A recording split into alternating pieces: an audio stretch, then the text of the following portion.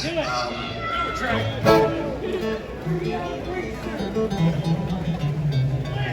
was thinking this morning about this. I just remembered this. I worked on this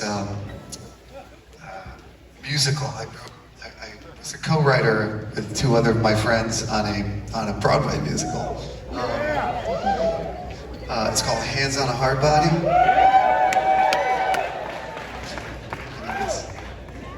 It's really fun. But I think the thing that I was remembering this morning was that there's so many like incredible moments. It's like a 5-year journey doing this thing. You know, they started off and we were, you know, lucky enough to get to work on it, and then it kind of opened up in California, and we moved out to California for a few months and saw this thing do. It's like there's a whole process to this thing, and you know, it opens off Broadway, and you know, the producer comes in and says, "You're going to Broadway." That really actually happened, and everybody cries, and it's like, you know, this jumping around, and it's so excited, and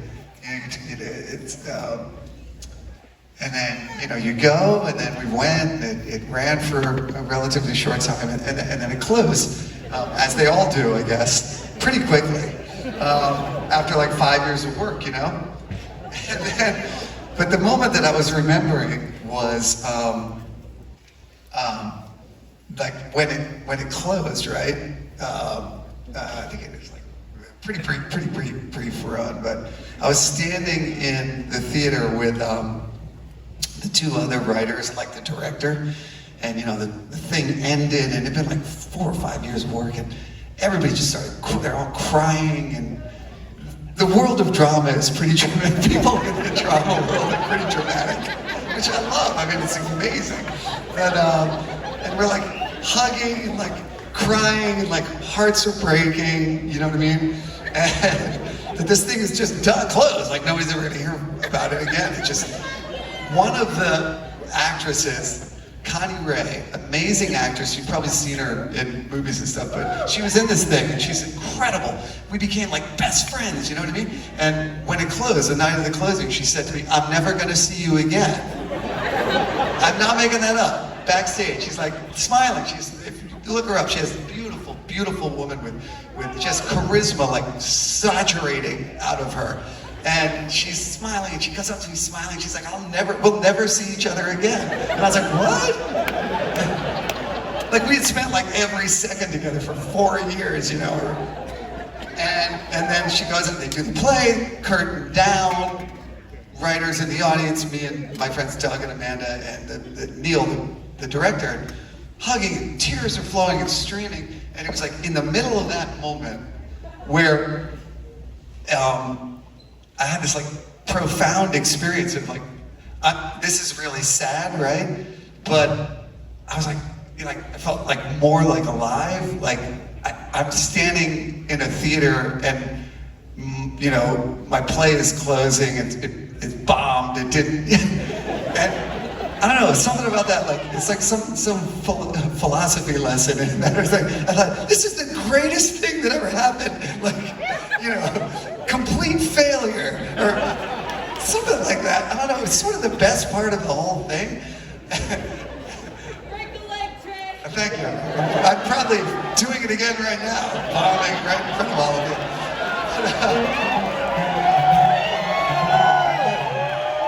You guys know what I'm talking about? I'm trying to, like, something about this experience of, like, you know, that's as much a part of life as, like, you know, like it's all incredible. I think that's what I meant when I walked out here and I was like, we're all here. Like, it's a miracle, you know?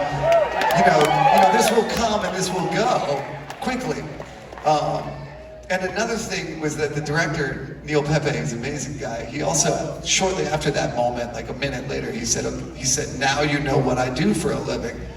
Because he's a really successful director. He's put on thousands of plays, literally. And I said, "What do you mean?" And he said, I spent years on plays that last 2 weeks and then close. Like I close, I put up things that fail. Isn't it fun? He was like, "Isn't it amazing?" I was like, "Yeah, it's amazing." Everyone's crying, it's incredible. You know what I mean? I think you know.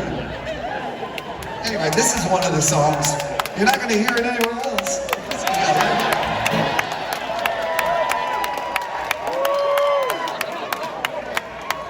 Even though it's from the play, I feel like.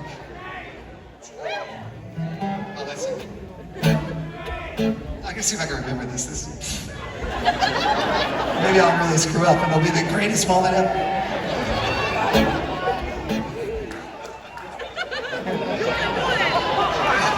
Oh yeah, I was thinking about it last thing, along with my other hobby of fooling the algorithm, which is going to be really hard, by the way. I mean, I think those algorithms are really smart now. They really know who you are. They know who you are better than you do.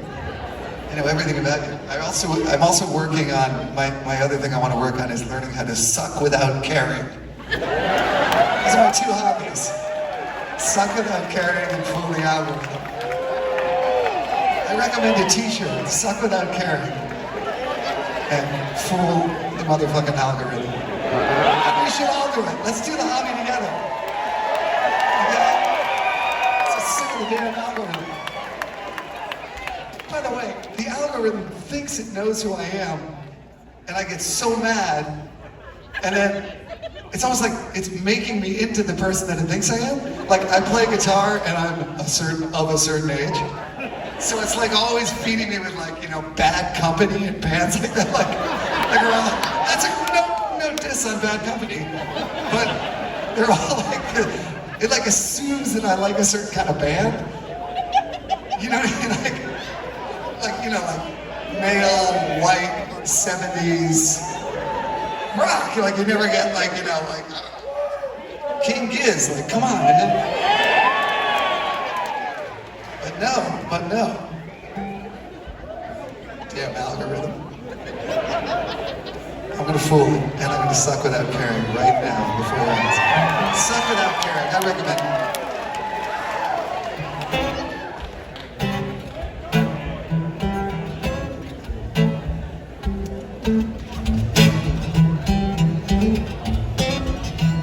I didn't get no sleep last night. I was thinking about today. I try to keep things simple, but my brain gets in the way. I said you need to rest now, but my big head don't care. Now I can see that that's gonna be my problem right there. My problem right there, my problem right there. My powerful mind, that's my problem right there. I got no other problems of which I'm aware. I'm just too damn smart, that's my problem right there.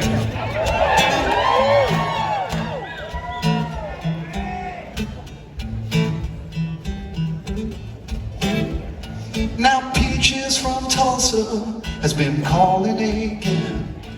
I remember the time I went home with a friend. Now they both say they're coming to be by my side. Ain't no room in this truck to take 3 for a ride. My problem right there, my problem right there. These women round here are my problem right there. Now I can handle them all, but they don't like to share. I've got too much love, that's my problem right there. Now I can stay up all night, no problem, okay. But I'm often inclined to sleep through the day. In the shade or the heat, I can nap anywhere. But that's gonna be my problem right there. My problem right there, my problem right there. Brains, women, and sleep are my problem right there. Now look what this cap has done to my head. Looks like you got one more problem right there.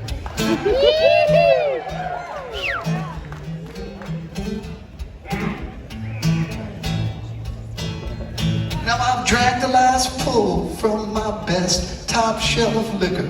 I got nothing to eat but this half melted Snicker. And the bills, they just keep coming quicker and quicker. to get slicker and slicker, and I keep getting older and a little bit sicker. And there's a policeman looking for me, and I got this strange rash, ain't no sting from a bee. But I got no other problems of which I'm aware, except I've lost everything and I don't really care. My problem right there, my problem right there. These problems right here are my problem right there. And they'll probably keep coming till I stop breathing air. Yes, then that's gonna be my biggest problem right